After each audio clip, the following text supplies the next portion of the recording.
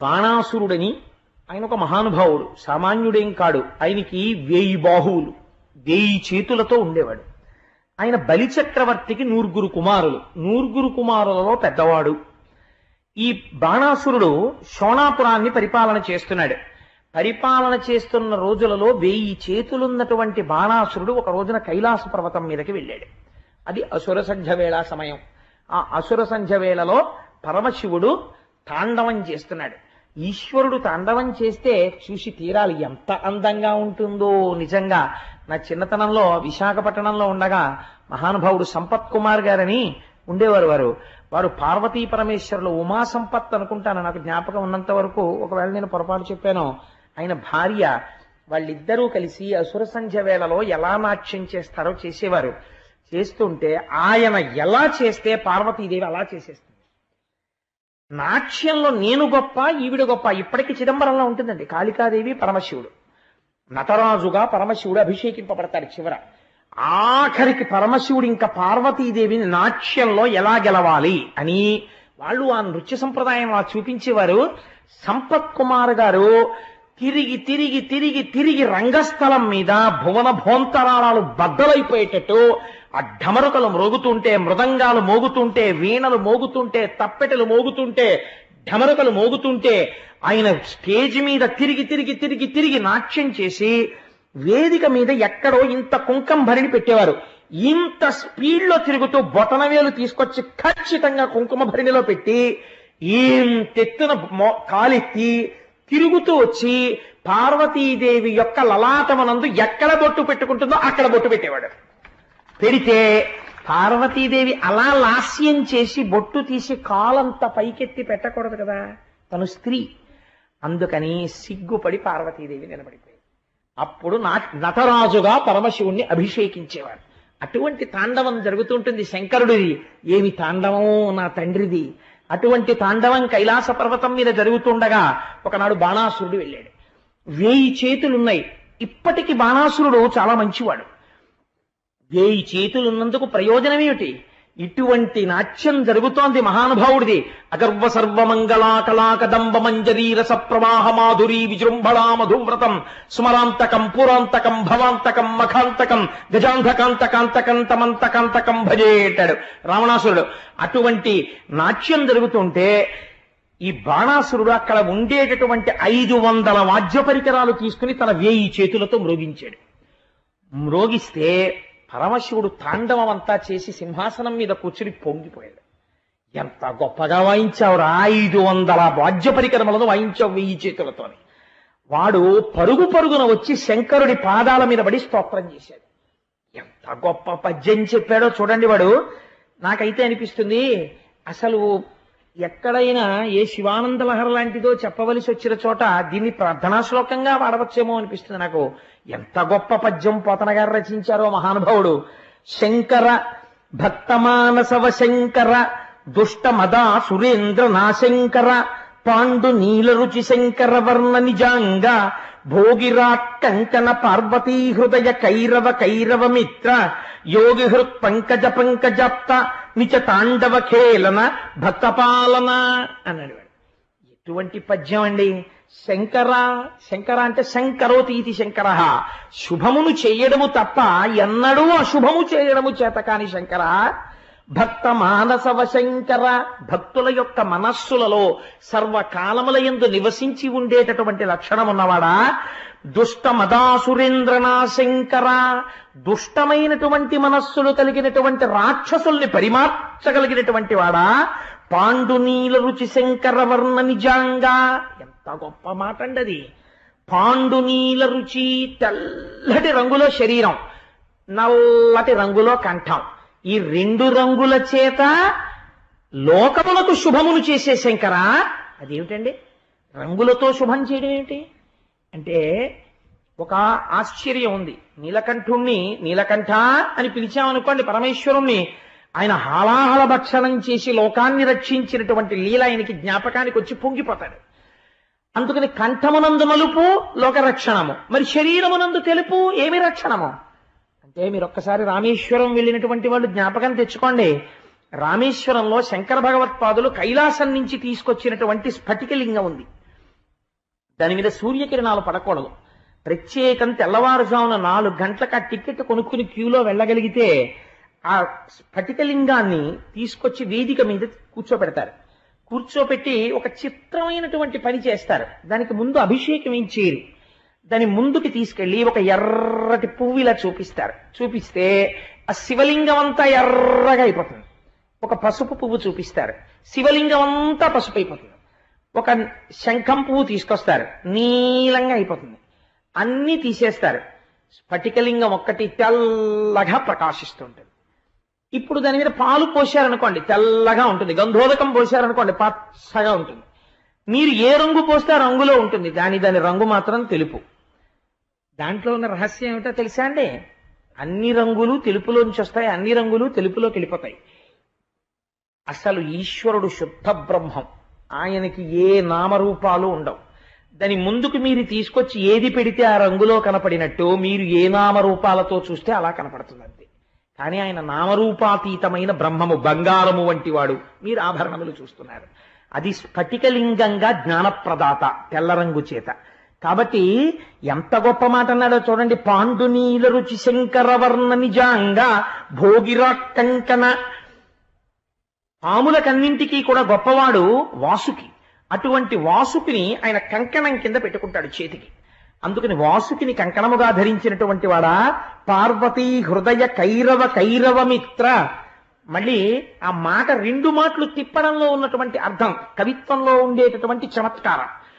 పార్వతీ హృదయ కైరవ అంటే పార్వతీదేవి యొక్క మనస్సనబడేటటువంటి కలువ పువ్వుని వికసింపచేయగలిగిన కైరవ మిత్ర అంటే కలువ పువ్వులకి బాంధవుడైన చంద్రుడా. అంటే పరమశివుని యొక్క చూపు పడితే ఆవిడ హృదయము వికసిస్తుంది. అంటే పార్వతీదేవి యొక్క హృదయము వికసనము పొందేటట్టు భర్తగా నిలబడగలిగినటువంటి స్థితిని పొందినవాడా. యోగి హృత్ పంకజాప్త. పంకజ అంటే హృదలోంచి పుట్టింది. మహాపురుషులైనటువంటి వారి జన్మ కూడా వేరుగా ఉండదు, వాళ్ళు సంసారంలోనే ఉండి తరించినటువంటి వాళ్ళు. కాబట్టి వారు సంసారమునందు ముందు ఉన్నవాళ్లే, వాళ్ళు అందరిలా ఓ తల్లి కడుపు నుంచి పుట్టిన వాళ్లే. కానీ పంకజము అంటే బురదలో పుట్టి సూర్యకిరణముల చేత విచ్చుకుంటుంది. బురదలో ఉన్న బురద చేత వికసించదు, సూర్యకిరణముల చేత వికసిస్తుంది. అందుకని యోగి పురుషులైనటువంటి వారి హృదయములనబడేటటువంటి తామర పువ్వులను వికసింపచేయగలిగినటువంటి సూర్యుడుగా ప్రకాశించేటటువంటి స్వరూపమున్న శంకరా. నిజ తాండవ ఖేళన, అద్భుతమైనటువంటి తాండవము చేసేటటువంటి వాడా. ఆ తాండవం చేత సృష్టికర్త, స్థితికర్త, ప్రళయకర్తగా చెప్పబడతాడు ఆయన. కాబట్టి నిజ తాండవ ఖేళన భక్తపాలన, భక్తులను పరిపాలించేటటువంటి వాడా నీకు నమస్కారం అన్నాడు. ఆ పాదముల దగ్గర కూర్చుని బాణాసురుడు చేసినటువంటి స్తోత్రం విని పొంగిపోయి శంకరుడు అన్నాడు, ఏం కావాలి నీకన్నాడు. అనేటప్పటికీ వాడిలో ఉన్న ఆసురీ ప్రవృత్తి బయటికి వచ్చింది. వాడు ఎంత చిత్రమైన కోరిక కూడా కోరాడో చూడండి. దేవా మదీయ వంచితము తేటపడన్నిటు విన్నవించదన్ నీవును అద్రినందనయు నెమ్మిని నాపురి కోటవాకిటిం కావలియుండి నన్ను కృప కావుము భక్త ఫలప్రదాత ఓ భావ భవారి నీ చరణ పద్మములెప్పుడు ఆశ్రయించదన్. ఈశ్వర, నేను సంతతము నీ యొక్క పాదములను ఆశ్రయించి ఉంటాను. నువ్వు మాత్రం నాకు ఒక ఉపకారం చేసి పెట్టాలి. అద్రితనయతో కలిసి అంటే పార్వతీదేవితో కలిసిన వాడవై నేను కోట లోపల ఉంటే నువ్వు కోట బయట కాపలా కాస్తూ ఉండాలి. అలా నువ్వు కాపలా కాయాలి ఈశ్వర, ఇది నా కోరిక. నువ్వు భక్త పాలనవ శంకర, భక్తుల యొక్క కోరికలు తీర్చడంలో వశుడవైపోయేవాడివి కదా, అందుకని నాకు ఈ కోరిక తీరుస్తావా అన్నాడు. శంకరుడు చిత్రంగా చూసి, ఏమి భక్తులరా, ఏమి కోరికలరా అనుకున్నాడు. ఈశ్వరుడి దగ్గర ఉన్న లక్షణం ఏమిటో తెలుసా అండి? గోపబాలురయందు పుట్టి ఆవుల వెనక తిరగడంలో కృష్ణుడి కారుణ్యం ఎటువంటిదో, బాణాసురుడు ఈ మాట అడిగితే నీ కోటకి నేను కాపలా కాయడం ఏమిటి, నువ్వు లోపల పడుకోవడం ఏమిటి, ఏమిట్రా ఈ పని, నువ్వు నన్ను అడగచ్చా అని అడగలేదు శంకరుడు. అలాగే పదరా అన్నాడు అని పార్వతీదేవిని తీసుకుని నందివాహనం ఎక్కి వెళ్ళిపోయాడు. ఎక్కడుండాలి? సెక్యూరిటీ గార్డ్ అపాయింట్మెంట్ ఆర్డర్ ఇచ్చారనుకోండి, సెక్యూరిటీ గార్డ్ అపాయింట్మెంట్ ఆర్డర్ ఇచ్చిన తర్వాత ఆఫీస్లో ఏసీ ఛాంబర్లో కూర్చుంటానంటే కుదరదు కదా. బయట ఓ చిన్న పోస్ట్ ఒకటి ఉంటుంది, ఆఫీస్ అంతా ఎయిర్ కండిషన్డ్, చెక్ పోస్ట్ మాత్రం ఏసీ ఉండదు. వాడు ఎప్పుడు లాఠీ పట్టుకుని రోహిణీ కార్తిలో ఎంత టెంపరేచర్ ఉన్నా లోపలికి వెళ్లే వాళ్ళు మాత్రం కాటన్ షర్ట్స్ ఇన్షర్ట్ చేసుకుని ఏసీలోకి వెళ్ళిపోయి కూర్చుంటారు. ఈయన మాత్రం తనకి ఇచ్చినటువంటి కాకి యూనిఫామ్ ఇన్షర్ట్ చేసుకుని క్యాప్ పెట్టుకుని ఎంత చెమటలు పట్టినా హెల్మెట్లు పెట్టుకోండి అన్నట్టే ఆ బెల్ట్లు పెట్టుకుని ఆ బూట్లు వేసుకుని పాపం ఆయన ఎండలో ఉండవలసిందే కదా. ఏ పోస్ట్ పొందినవాడు ఆ పోస్ట్ చెయ్యాలి. అలా ఇప్పుడు ఆయనకి పోస్ట్ ఏమిటి? Security guard. కాబట్టి కోట బయట నించోవాలి. పార్వతీదేవి అయితే ఏమిటి, పరమేశ్వరుడైతే ఏంటి? ఇది భక్తుడికి లొంగిపోవడం అంటే. పార్వతీదేవితో కలిసి కోట బయట త్రిశూలం పట్టుకుని అటు ఇటు తిరుగుతున్నాడు. ఆయన తిరిగితే ఆవిడేం చేస్తుంది? ఆవిడ కోట బయట ఓ చోట సెక్యూరిటీ పోస్ట్ లో ఆవిడ కూర్చుని ఆయన్ని చూస్తోంది. ఏమి లొంగిపోతావయ్యా శంకర, ఎంత భక్తులకి లొంగిపోతారయ్యా మీరు. ఎంత చిత్రమైన సన్నివేశాలండి. ఈశ్వరుడు యొక్క కారుణ్యానికి పరాకాష్ట. ఈయన వెళ్ళిపోతే వీళ్ళందరూ పోన్లే, గురువుగారు ఎక్కడికో క్యాంప్ వెళ్ళారు, మనం ఈ లోపల సరదాగా హాయిగా కైలాసంలో ఏవో ఇండోర్ గేమ్స్ ఆడుకుందాం, లేకపోతే వాలీబాల్ ఆడుకుందాం అని చెప్పి వాళ్ళు ఆడుకోరు. ఆయన ఎక్కడుంటే వాళ్ళు అక్కడ ఉంటారు. అందుకనే ఆయన వెనకాతల సుబ్రహ్మణ్యేశ్వర స్వామి, విఘ్నేశ్వరుడు, ఆ తర్వాత సిద్ధి బుద్ధి, వల్లి దేవసేన, ఆ తర్వాత ఆయన వెనకాతల నందీశ్వరుడు, భృంగీశ్వరుడు, చండీశ్వరుడు, వీళ్ళు ప్రమదగణాలు, భూతగణాలు అన్ని కూడా వెళ్ళిపోయి వాళ్ళు ఎక్కడుంటారు. ఈశ్వరుడు ఎక్కడుంటే అక్కడ. అందుకని లోపల స్టాఫ్ తక్కువ, బయట స్టాఫ్ ఎక్కువ ఇప్పుడు. కాబట్టి బయట సెక్యూరిటీ స్టాఫ్ ఎక్కువ, లోపల ఉండేటటువంటి వాళ్ళు తక్కువ. ఇంత అల్లరి బయలుదేరింది బాణాసురుడు కోట ముందు. వీళ్ళందరూ కలిసి తిరుగుతుండడం. ఆయన ఇచ్చిన వరం తప్పడం. ఒరే నేను చేస్తానన్నాను కదా డ్యూటీ తప్పదని ఆ ఢమరక మోగించుకుంటూ రాత్రిళ్ళు ఏలేస్తుండాలి కదా, దానికి బదులు డమ్ డమ్ డమ్ డమ్ డమ్ డమ్ డమ్ డమ్ అని ఢమరక కొట్టుకుంటూ ఆ కోట చుట్టూ ఆయన తిరుగుతుండేవాడు. శక్తి స్వరూపిణి. అందుకనే అమ్మవారేమో ఆ కోట గుమ్మల్లో కూర్చుండేది. ఏ ప్రారంధం వచ్చిందయ్యా శంకర నీకు, ఏమిటి సెక్యూరిటీ గార్డు పోస్ట్ నీకని. పాపం రోజు ఆ కోటకు కాపలా కాస్తున్నాడు. ఈయన రోజు హాయిగా లోపల సభలు చేసుకునేవాడు, విందు వినోదాలు చేసుకునేవాడు, హాయిగా పడుకుంటుండేవాడు. అందరికీ చెప్తుండేవాడు మా కోటకి రక్షణ ఎవరో తెలుసా, పార్వతీ పరమేశ్వరుడు అని. అలా ఉంది బాణాసురుడి డాబు. వాడి చదివింది ఏటో పద్యం, 500 వాయిద్యాలు ఓ పావు గంట వాయించాడు. వాడి స్థితి, వాడికి వచ్చిన అదృష్టం ఇది. భగవంతుడి దగ్గరికి వెళ్ళి ఒక్కసారి మనసారా సేవిస్తే ఆయన దేనికైనా లొంగిపోతాడు. ఈశ్వరుడంత లొంగిపోయేవాడు వేరొకడు ఉండడు. ఇది అందులో మీరు అర్థం చేసుకోవలసిన రహస్యం.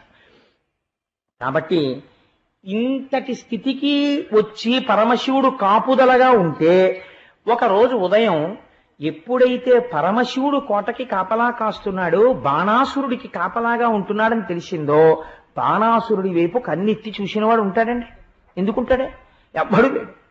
ఆయన ఇంటికి పరమశివుడు సెక్యూరిటీ పోస్ట్ లో ఉన్నట్టండి అని చెప్పి రోజు అందరూ చూసేట్టుగా ఆయన తిరుగుతున్నాడు అనుకోండి, ఇంకా ఆయన మీదకి ఎవరు యుద్ధానికి ఎడతారండి? శంకరుడు తిరుగుతుంటే స్వయంగాను. అందుకని ఎవ్వరూ బాణాసురుడి వంక కన్నెత్తి చూడడం మానేశారు. వీడు అందరినీ కబురు చేసేవాడు. ఏమంటే చాలా రోజులైంది యుద్ధం చేసి మాస్టర్, మీరు నేను కొట్టుకుందామని. వద్దండి బాబు, ఎందుకు వచ్చింది? భలేవరే మాస్టర్, మీతో యుద్ధం ఏంటండి? భలే, మీరు శంకరుడు మీకు కాపలాదారు, అయ్య బాబో మీకు నమస్కరించాలంటే మహాప్రభో, కావాలంటే మీకు జత బట్టలు పెట్టేస్తాం, అంతేకాని మీతో యుద్ధం ఏమిటండి అనేవారు అందరు.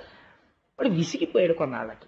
ఏమిట్రా నాతో యుద్ధం చేసేవాడు ఎవడో కనపట్టలేదని 500 ఈ 1000 చేతుల వేళ్ళు 500 చేతులు ఇంకో 500 చేతులతో విరుచుకుంటూ బయటకు వచ్చాడు. వాడు బయటికి వస్తే శంకరుడు తన డ్యూటీ తను చేసుకుంటున్నాడు కోట చుట్టూ తిరుగుతూ. వాడికి ఇప్పుడు అనిపించింది, ఈయన ఉండబట్టే నాతో ఎవడో యుద్ధానికి రావట్లేదు, అలా అని పంపించేస్తారంటే పంపించడు. అందుకని ఆయన దగ్గరికి వచ్చి అన్నాడు, శంకర, హుంకార కంకణ క్రైంకార సింజిని టంకార నిర్ఘోష సంకులంబు దండ దోర్దండ భాస్వన్మండలగ్ర ప్రకండ ఖండిత రాజమండలంబు శూలాహత క్షతద్దేల కీలాల కల్లోల కేళీ సమాలోకనంబు శుంభ దున్మద కుంభి కుంభస్థల ధ్వంస సంభూత శౌర్య విజృంభణంబు కలుగు నుద్దామ భీమ సంగ్రామ కేళి ఘన పరక్రమ విక్రమ క్రమముగాగా జరపలేనట్టి కరములు కరమ దుఃఖ కరములగుగాక సంతోష కరములగునే అన్నాడు వాడు. ఏమిటో శంకర, ఆ రోజు మీ దగ్గరికి వచ్చి ఆ వాయిద్యం వాయించాను, మీరు వచ్చి కాపలా కాస్తున్నారు, ఒక్కడు యుద్ధం చేసిన వాడు లేడండి నాతోటి. ఆ యుద్ధం చేస్తున్నప్పుడు నిజంగా నేను బాణాలు వేస్తుంటే 1000 చేతులతో నరికేస్తుంటే బాబోయ్ అయ్యో ఈయన అరుస్తూ తెగిన పడిపోతుంటే, కాళ్ళు తెగిపోతుంటే, చేతులు తెగిపోతుంటే నెత్తురు వరదలై ప్రవహిస్తుంటే, ఏనుగులు ఘీంకరిస్తుంటే, గుర్రాలు పడిపోతుంటే ఎంత బాగుండేది నిజంగా. యుద్ధం అర్లరి చేస్తూ అంతమందిని చంపేవాడిని. ఎవ్వరూ యుద్ధానికి రావట్లేదు, మీరేమనుకోపోతే నాతో యుద్ధం చేద్దురు కాసేపు అన్నాడు. ఆఖరికి ఎక్కడికి వచ్చిందో చూడండి. భగవంతుని యొక్క కారుణ్యం వాడికి చులకనగా కనపడింది. ఈశ్వరుడు తెల్లబోయాడు. ఒరే, ఆఖరికి నీకు నేను ఇందుకు పనికొచ్చానన్నమాట. నీకు యుద్ధానికి ఎవడూ రాకపోతే సంతోషించాలి, బయట పరమశివుడు ఉన్నాడని నువ్వు నమస్కారం చేయకపోతే పీడాపోయేది. నీకు ఎవడూ రావట్లేదు కాబట్టి నీతో అప్పుడప్పుడు కాసేపు నేను యుద్ధం చేస్తుండనా, ఇదే నీ కోరిక అని ఆయన అన్నాడు.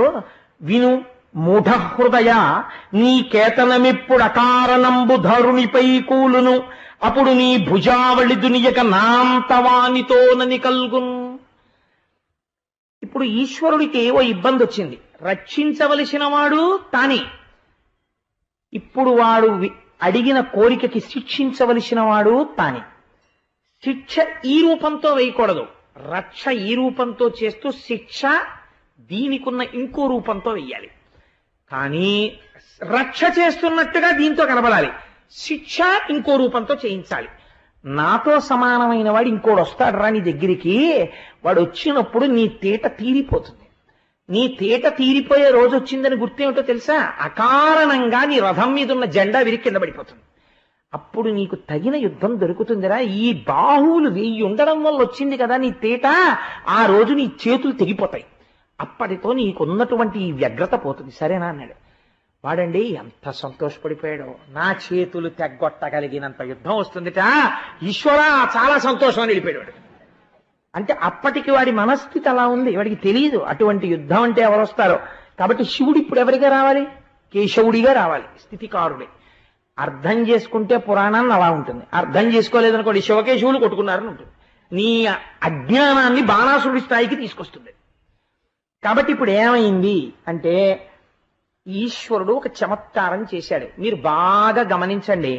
సమర్థుడైనటువంటి కాపలాదారు బయట ఉన్నాడనుకోండి, ఈగ లోపలికి రాలేదు కదండి. ఈగ లోపలికి వచ్చేసింది అనుకోండి, బయట ఉన్నవాడు సమర్థుడన్నా కాకపోయి ఉండాలి, లేదా తనిచ్చినటువంటి మాట నిజం చేయడానికైనా అయి ఉండాలి. శివుడు ఒక మాట అన్నాడు, నాతో సమానమైన వాడు ఒకడు వచ్చి నీ భుజాలకున్న తీట తీర్చేస్తాడన్నాడు. కాబట్టి ఎవడో ఒకడు లోపలికి రావడాన్ని శివుడు అంగీకరిస్తాడు. ఆ విషయంలో తను జోక్యం చేసుకోడు. అంటే బాణాసురుడి పతనం ఎవరో ఒకడు లోపల, బాణాసురుడికి ఇష్టం లేని వాడు లోపలికి వచ్చేసినప్పుడు ప్రారంభం అవుతుంది. అంతే కదండి కథాభాగంలో. కాబట్టి ఇప్పుడు అవతరించండి. ఒక చిత్రం జరిగింది. మంచి యవ్వనంలో ఉండి చాలా సౌందర్యవంతురాలైనటువంటి ఒక కుమార్తె ఉన్నది బాణాసురుడికి. ఆవిడ పేరు ఉషా. ఆవిడ ఉషాకన్య అని పిలిచారు. ఆ ఉష చాలా సౌందర్య రాశి. ఆ ఉష ఒక రోజు రాత్రి నిద్రపోతోంది. నిద్రపోతున్నప్పుడు ఆవిడకి అసలు ఒక పురుషుడు ఒకడున్నాడు, వాడు ఇలా ఉంటాడు, ఆవిడికి ఏం తెలియదు. నిద్రపోతున్నటువంటి ఉష యొక్క కళలోకి కృష్ణ భగవానుని యొక్క మనవడైనటువంటి అనిరుద్ధుడు వచ్చాడు. వచ్చి ఆమెతో రమించాడు. ఆవిడికి రమించిన సుఖానుభూతి స్పష్టముగా తెలిసింది కొన్ని గుర్తుల చేత. ఇంకంతకన్నా నీ చెప్పక్కర్లేదు. ఆవిడ నిద్ర లేచింది. నిద్ర లేచింది కానీ ఆవిడ నిన్న రాత్రి నిద్రపోయినప్పుడు పొందినటువంటి సుఖాన్ని ఆవిడ ఏ పురుషుణ్ణి కలలో చూసిందో ఆ పురుషుడి కోసమని ఆవిడ మనస్సు గతి తప్పి తిరగడం మొదలుపెట్టింది. కాబట్టి రోజు ఎలా ఉంటుందో అలా ఉండలేక మనస్సునందు చాలా దిగులు చెంది ఇంకక్కడి నుంచి ఏం ప్రారంభమవుతుంది? సరిగ్గా జడేసుకోదు, సరిగ్గా అన్నం తిందో, పళ్ళరసాలు తాగదు, చిలికెత్తలతో ఆడుకోదు, ఉద్యానవనానికి వెళ్ళదు, పువ్వులు తల్లో పెట్టుకోదు, ఒంటికి శీతలగంధం రాసుకోదు, లేత అరిటాకు చూస్తే భయపడిపోతుంది, విరహాగ్ని. ఇవన్నీ ప్రారంభం. కాబట్టి ఇప్పుడు ఇది ఎవరు గమనించాలి? అనుంగు చెలికెత్తే స్నేహితురాలైనటువంటి వారు ఎవరుంటారో వాళ్ళు గమనించాలి. కాబట్టి ఇప్పుడు మధ్యవర్తిత్వం చెయ్యాలి. ఇది ఒక అందమైనటువంటి విషయం. ఈ మధ్యవర్తిత్వం చేయడం అన్నది అందరూ చేసేటటువంటిది కాదు. ఇటువంటి ప్రణయం ఏర్పడినప్పుడు, ఇటువంటి పౌరాణికంగా ఈశ్వరానుగ్రహంగా ఏర్పడినప్పుడు చేయగలిగినటువంటి సమర్థత అందరికీ ఉండదు. చిత్రనళీయంలో ఆవిడ చెప్పుకుంటుంది, నేను ఎవరో తెలుసా? నలదమయంతుల మధ్య ప్రణయం నడిపిన దాన్ని. నలిన సంభవు సాహిణము వారు వంబులు కులము సాములు మాకు కువలయాక్షి చదలేటి బంగారు జలరుహంబుల తూండ్లు భోజనంబులు మాకు పువ్వు బోని సత్యలోకముదాక సకలలోకంబులు ఆటపట్టెలు మాకు అబ్జవదన మధురాక్షరములైన మా మాటలు వినంగ అమృతాంధ్యసుల యోగ్యులను పమాంగి భారతీదేవి ముంజేతి పలుక చిలుక సదయగ జయాన సద్బ్రహ్మచారి మాకు వేదశాస్త్ర పురాణాది విద్యలెల్ల తరుణీ నీ ఆన ఘంటాపదంబు మాకు అని చెప్పిన రోజున హంస రాయబారంలో. అలా ఇక్కడ చిత్రలేఖ అనబడేటటువంటి చెలికెత్తే ఒక ఆవిడుంది. ఆవిడ వచ్చి అడిగింది ఉషని, నువ్వు ఎందుకు అలా ఉంటున్నావు? నీ ప్రవర్తనలో వచ్చినటువంటి మార్పు వలన నేను ఒక విషయాన్ని గమనించాను. నువ్వు ఎవరో ఒక పురుషుడి యొక్క వలపులో పడ్డావని నేను అనుకుంటున్నాను. అసలు జరిగినటువంటి విషయం ఏమిటో నాకు చెలికెత్తని ప్రాణస్నేహితురాలిని కాబట్టి సఖిని కాబట్టి నాకు చెప్పు అని అడిగింది. అడిగితే ఉష చెప్పింది, చెలి కలలోనొక్క సరసీరుహ నేత్రుడు రత్నహార కుండల కటకంగుళీయకర నన్మణి నూపుర భూషణుండు నిర్మల కనకాంబరుండు సుకుమారతనుండు వినీల దేహుడుజ్వల రుచి నూతన ప్రసవ సాయకుడున్నత వక్షుడెంతయున్. నేను నిన్నట రాత్రి కలలో ఒక పురుషుణ్ణి చూశాను. ఆయన పచ్చటి పట్టు పంచ కట్టుకున్నాడు, అనేకమైనటువంటి హారములు వేసుకున్నాడు, మెడలో తుమ్మెదలు ఝంకారం చేసేటటువంటి పుష్పమాల వేసుకుని ఉన్నాడు, ఒంటి నిండా రత్నాభరణములను అలంకరించుకుని ఉన్నాడు, అపరమన్మధుడా అన్నట్టుగా ఉన్నాడు. ఆయనని చూసినప్పటి నుంచి నా మనస్సు వశం తప్పింది అంది. ఎక్కడో కలలో కనపడినటువంటి ఒక పురుషుడి వలన ఇంత మార్పు వచ్చింది అంటే అది దేని వల్ల వచ్చింది? బయట పరమశివుడు ఇచ్చినటువంటి వరం ఒకటి ఉంది. ఆయన రావాలి ఇప్పుడు బాణాసురుడి చేతులు తెగిపోవడానికి. దానికి ఎక్కడో అక్కడ ప్రారంభం జరగాలి. అది ఎక్కడ ప్రారంభం అవుతోంది? ఉషాదేవి దగ్గర ప్రారంభం అవుతోంది. ఇంత ఆశ్చర్యకరమైన సంఘటనకి ప్రాతిపదికేది? శివ సంకల్పమస్తు, పరమశివుని యొక్క సంకల్పం. ఈశ్వరుడి యొక్క సంకల్పాలు ఎందుకు మారుతాయండి? కాబట్టి ఆవిడ యొక్క మనస్సు చెదిరి ఉన్నది. ఇప్పుడు చిత్రలేఖ యొక్క గొప్పతనం ఏమిటో తెలుసా అండి? అందుకే ఇవాళ పోతన గారి యొక్క చిత్రపటం కూడా వచ్చిందేమో ఆశ్చర్యంగా. మనసెరిగినటువంటి వాడు, ధ్యానము చేసిన వాడు అంటే ఎలా ఉంటుందో తెలుసా? ఆ చిత్రలేఖ, సఖి నువ్వేం బెంగ పెట్టుకోకు, నీ మనస్సులో ఉండేటటువంటి వాడు ఇలా ఉంటాడని నువ్వు చెప్పావు కదా. నేను ఎందరో రాజాధిరాజుల్ని చూశాను, నేను వాళ్ళ యొక్క చిత్రపటాలు గీసేస్తాను. నువ్వు ఒక్కసారి ఇందులో ఎవరు నీకు నిన్న రాత్రి కనపడ్డారో నాకు చెప్పు అని ఒక 5 వెండి పాత్రలు తీసుకుని వాటిలో రంగులు పోసుకుని ఆ పెరట్లో నిలబడి ఒక తెల్లటి వస్త్రాన్ని పెట్టి టక టక టక టక టక టక బొమ్మలేసేసింది. బొమ్మలేసేసి పిలిచింది ఆవిడ. పిలిచి, చూడు, మధ్వ, కురు, పాంచాల, కోసల, కాశీ, మజ్జి, వల్లి, అంగ, మగధ, వత్స, మచ్చ, చేది, అవంతి, గాంధార, కాంభోజ, సౌరాష్ట్ర, ఆశ్మక, ఆంధ్ర దేశాధినేతలు వీళ్ళందరూ, ఇంతమంది రాజులు నీకు వరుసగా చూపిస్తున్నాను. ఇదిగో ఈ బొమ్మ, ఈయన జరాసంధుడు, ఈయన కాదు తీసేసింది, ఇంకొక పటం పెట్టింది. ఈయన జరాసంధుడు కాకపోతే ఈయన సాక్షాత్తుగా నరకాసురుని యొక్క కుమారుడు భగదత్తుడు. ఈయన నువ్వు వలచినవాడు కాదు, తీసేసింది.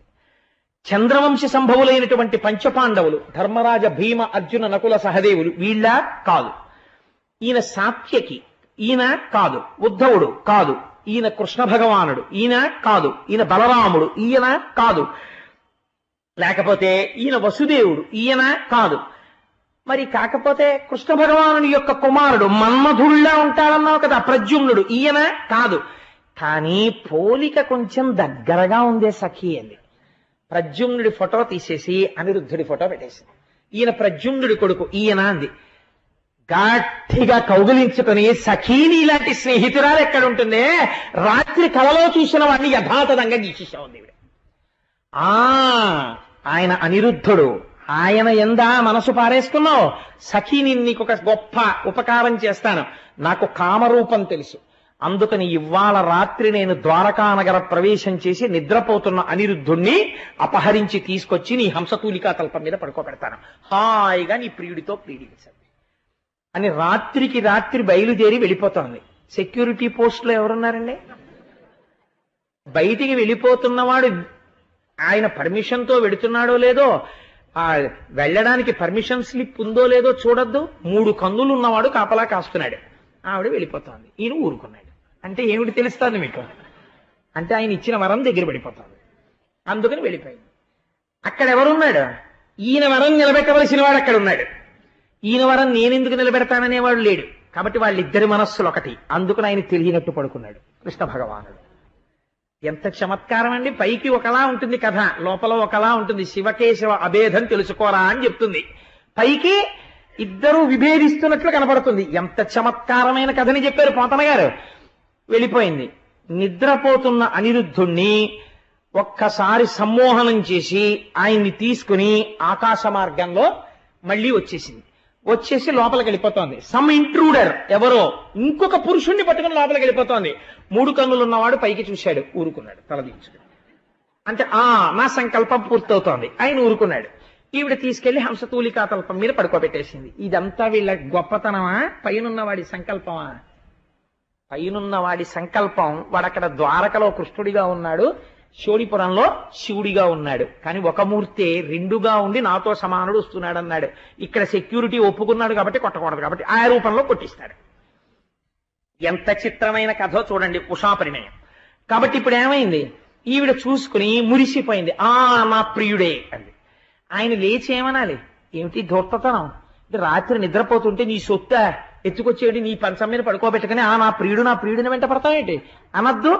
అబ్బో ఎంత సంతోషం సఖీ, కల్లోకి వచ్చానా, దామని ఇద్దరం ఆడుకుందామని ఆయన ఇంకా ఆటలో పాటలో మొదలెట్టి పెరట్లో ఓ పాట, హాల్లో ఓ పాట. సంతోషంగా వాళ్ళిద్దరూ అలా నెలలు కాలం గడిచిపోతుంది. అంతఃపురాలు అక్కడ కాపలాలు ఉంటారు, ఎవరు లోపలికి ప్రవేశించారు. చక్కగా భోజనాలు వచ్చేస్తున్నాయి, పళ్ళు వచ్చేస్తున్నాయి, ఫలాలు వచ్చేస్తున్నాయి, తినేస్తున్నాడు, ఆడుకుంటున్నాడు మనుగుడు పళ్ళుళ్ళగా. హాయిగా ఇలా కాలం గడిచిపోయింది. కానీ కాలం ఒక రీతిలో ఉంటుందా? ఉషాదేవి యందు గర్భిణీ చిహ్నములు కనబడ్డాయి. ఇప్పుడు ఈ విషయాన్ని చూసినటువంటి వాళ్ళకి ప్రమాదం ఎవరికి వచ్చింది? కాపలా కాసే వాళ్ళకి వచ్చింది, లోపల కాపలా కాసే వాళ్ళకి. అంతఃపురానికి మీరు కాపలా ఉండగా నా కూతురికి గర్భం ఎలా వచ్చిందని అడుగుతాడు తప్ప ఆయన కూతురు గురించి అడగడాయన. అందుకని వీళ్ళకి భయం వేసి ఇప్పటికైనా చెప్పకపోతే మన కుట్టుకలు తెంచేస్తాడు బాణాసురుడిని. పరిగెత్తుకుంటూ వెళ్ళి బాణాసురుడికి చెప్పారు, ప్రభో మీరేమనుకోకండి, పెళ్లి కాకుండానే తాత కాబోతున్నారు, మీ అమ్మాయికి ఇంకా పెళ్లి కాకుండా. వాడికి ఎక్కడ లేని ఆగ్రహం వచ్చింది. ఎవడు ఇంత తుంటర పని చేసిన వాడు అని 1000 చేతులతో ఉషాదేవి యొక్క అంతఃపురంలోకి వచ్చాడు. యమళ దుర్మతి అని అడిగాడు. ఎదురుగుండా అనిరుద్ధుడు కనబడ్డాడు. ఆ అనిరుద్ధుడిని పట్టుకోమన్నాడు భటుల్ని. ఆ భటులందరూ వెళ్లి అనిరుద్ధుడి మీద పడ్డారు. ఆ అనిరుద్ధుడు గదాప్రహారాలతోటి బాణపరంపరతోటి ఆ భటులందరినీ పరిమారుస్తున్నాడు. బాణాసురుడికి ఆగ్రహం వచ్చి నాగపాశముల చేత బంధించాడు. బంధింపబడి అనిరుద్ధుడు నిలబడిపోయాడు. ఉషాదేవి విలపిస్తోంది. ఇదే సమయంలో పరుగున వచ్చారు అక్కడ ఉన్నటువంటి భటులు. ప్రభో మీ రథం మీద ఉన్నటువంటి జెండా విరిగి కింద పడిపోయింది అన్నాడు. అన్నాడు. ఇక్కడ విషయం వదిలేశాడు, అక్కడ పోయేవాడు. అంటే ఎవడో వచ్చేసాడనమాట నా 1000 చేతులతో యుద్ధానికి. ఎప్పటి నుంచి రానాకి కోరిక అన్నాడు. వాడు ఆసురీ ప్రవృత్తి ఎటువంటిదో చూడండి. కూతురు కూడా అక్కర్లేదు, యుద్ధం కావాలి వాడికి ముందు. అందుకని వాడు వీధిలోకి వెళ్ళి ఎవడరా ఎక్కడ అని చూస్తున్నాడు, వాడు ఎవరు వస్తున్నాడని. ఈలోగా మరి రావలసిన వాడు రావాలి. అందుకని టైం అయిపోయిందని అలారం బెల్ కొట్టేవాడు వాడు ఉన్నాడు. నారదుడు ఠంగును ద్వారకలో దిగి ఏమీ ఎరగని వాళ్ళ అనిరుద్ధుడి కోసం వెతుకుతున్నట్టు నటిస్తున్నాడు కృష్ణ భగవానుడు. ఆ టైం అయింది, జెండా విరిగిపడిందని చెప్పాడు. అనిరుద్ధుడు అక్కడున్నాడు, నాగపాశాలతో బంధించాడు. కృష్ణ బయలుదేరు అన్నారు. వెంటనే బలరాముడు, కృష్ణుడు, సాత్యకి, ప్రద్యుమ్నుడు కొన్ని కోట్ల సైన్యంతో ఏకంగా నదులు పొంగి ప్రవహిస్తున్నాయా అన్నట్టుగా వెళ్ళిపోయి ఆ శోణపురం మీదకి యుద్ధానికి వెళ్ళారు. ఇంతమంది యుద్ధానికి వచ్చేసారనేటప్పటికీ వీడికి ఎక్కడలేని సంతోషం వచ్చేసింది బాణాసురుడికి. వాడి దగ్గరున్న గమ్మత్తు ఏమిటో తెలుసా అండి? వాడు శంకరుణ్ణి పిలిచి అన్నాడు, నువ్వు నన్ను రక్షణ చేయడానికి కదా కోటకి కాపున్నావు, కాబట్టి విష్ణువు లోపలికి రాకుండా యుద్ధం శక్తి వంచన లేకుండా నువ్వు చెయ్యాలి. అప్పుడే నువ్వు నా మైందు వరం నిలబెట్టినట్టు కదండి. ఒరే నువ్వు అడిగావు కోరికగా, వాడు వచ్చేసాడరా నిన్ను కొట్టడానికి, మీ ఇద్దరు కొట్టుకోండి అని నువ్వు కూర్చుంటే నేను ఒప్పుకోను. నువ్వు ఏ పోస్ట్లో ఉన్నావు? కోట రక్షించేటటువంటి విధిలో ఉన్నావు. నువ్వు ఆ విధి తప్పుకుంటే కదా కోటలోకి జొరబడతాడు శత్రువు. అందుకని ముందు యుద్ధం నువ్వే చెయ్యాలన్నాడు భక్తవశంకరుడు. భక్తుడికి ఇచ్చిన మాట తప్పడానికి వీల్లేదు. కాబట్టి ఇప్పుడు ఏం చెయ్యాలి? కృష్ణుడితో యుద్ధం చెయ్యాలి. కృష్ణుడితో యుద్ధం చేసి కృష్ణుడిని ప్రతిఘటించేశాడు అనుకోండి, తనిచ్చిన వరం ఏమైపోవాలి? జెండా పడిపోయింది. కాబట్టి ఇప్పుడు బాణాసురుడు ఎప్పటికి బుద్ధి వస్తుంది వీడికి? కాబట్టి ఇప్పుడు కృష్ణుడి చేతిలో తాను ఓడిపోవాలి. ఇది భక్తవ శంకరుడంటే. కాబట్టి ఇప్పుడు ఏమవ్వాలి? యుద్ధము చెయ్యాలి, తాను ఓడిపోవాలి. కృష్ణుడికి తెలుసు శంకరుడు భక్తవ శంకరుడై నాతో యుద్ధం చేస్తున్నాడు, ఓడిపోతాడు. కానీ ఆయన ఓడిపోవడంలో అంత ఔదార్యం ఉంది. కాబట్టి ఆయన యుద్ధ రంగంలో ఉన్నంతసేపు నేను బాణాసురుడి జోలికి వెళ్ళకూడదు, ఈయనకు పేరు పాడైపోతుంది. కాబట్టి ఈయన కొంచెం పడిపోయినట్టు నటించే వరకు నేను ఆలోచిస్తానని కృష్ణ పరమాత్మ అనుకున్నారు. వాళ్ళిద్దరివి ఎంత మౌనమైన మాటలండి. యుద్ధం ప్రారంభమైంది.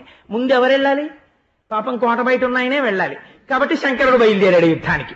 వాడు బాణాసురుడు 500 వాయిద్యాలు మోగించి ఎంత అల్లరి తీసుకొచ్చాడో చూడండి.